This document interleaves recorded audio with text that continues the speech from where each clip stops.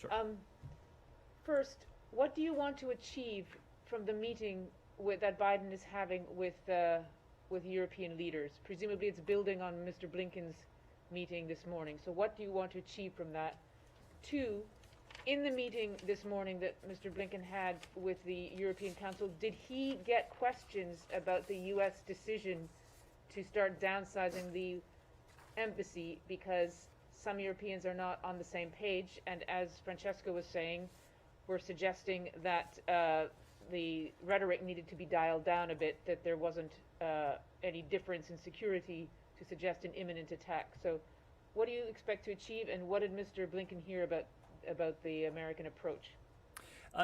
So as you alluded to, Barbara, the Secretary did take part earlier today in the EU's Foreign Affairs Council.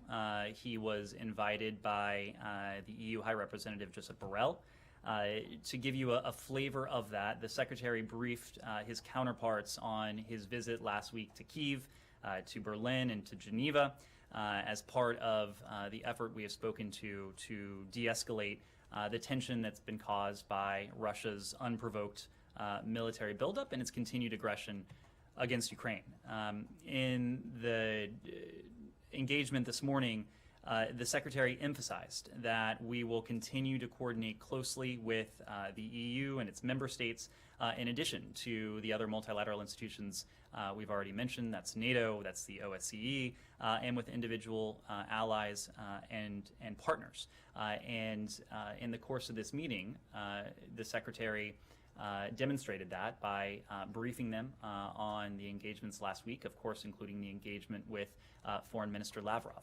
You saw that shortly after the meeting with Foreign Minister Lavrov concluded on Friday, the Secretary also had a chance to speak to his Ukrainian counterpart to back brief him on those discussions. And that's a practice we've undertaken in the course of all of our engagements with our European allies, our European partners, of course, including our Ukrainian partners, because we are operating by the maxim of nothing about them without them, nothing about Ukraine without Ukraine, nothing about Europe without Europe, nothing about NATO without NATO. So the Secretary's participation in the meeting today was another opportunity and another venue for us to do just that. The President, of course, has been deeply engaged in this as well. You saw that he convened his team both in person and virtually at Camp David over the weekend to discuss this. So it should not come as a surprise that the President will have an opportunity to speak to his counterpart on these very issues with that same maxim in mind. When it comes to the decision that we made last night, I just want to reiterate the core point, and that is that this is about one criterion and one criterion alone, and that is the safety and security of our team on the ground in Ukraine. And it was a prudent step when it came to the ordered departure of dependents. It was a prudent step when it came to the authorized departure of non-essential employees. But let me also be clear that that decision says nothing about our commitment to Ukraine's sovereignty and to its territorial integrity. Our commitment to Ukraine's sovereignty and territorial integrity is unwavering. The embassy continues to operate, and the chargé, of course, remains in Ukraine.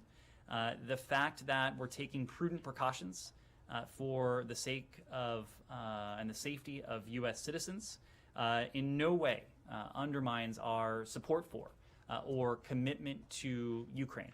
You've seen that support take any number of forms. Of course, the Secretary was just in Kyiv last week, where you heard him reiterate these messages next to President Zelensky, next to Foreign Minister Kuleba.